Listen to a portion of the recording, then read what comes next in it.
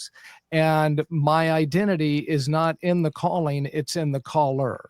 And that I Wow. need to be adaptable to that, because my calling, the way I understand it, is where my passion and my talent and my opportunities intersect. And if any one of those things goes away, then there's another calling that is getting teed up. And you need to be able to recognize it and follow God's leading in it, and not idolatrize any one particular calling so that you miss it. Wow. I had my identity as a professional musician was an idol to me, and the only way I could Mm. recognize that is if it got taken away from me.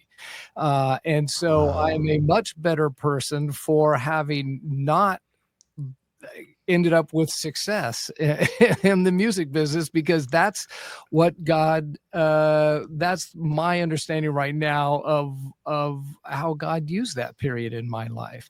Not all just because I had a certain success for a certain bit of time did not mean that had to be sustained. But if the idolatry of it made me feel obliged to it, and that made Mm. my reliance on the wrong thing. So don't make that mistake. Wow.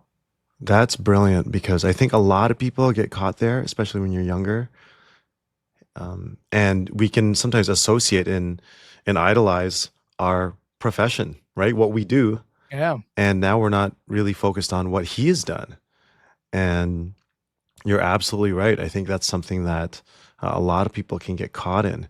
How were you able to kind of break free from that and recognize, oh wow, I'm actually idolizing this thing that, yeah. With great difficulty over long periods of time and many bitter remarks.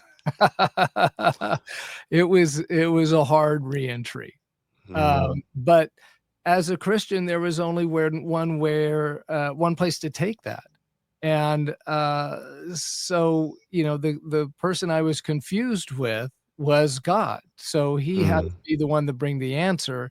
In this case, uh, when the opportunities dried up for me, I kept banging my head against the door trying to make things happen because this was my calling, and yet nothing happened. And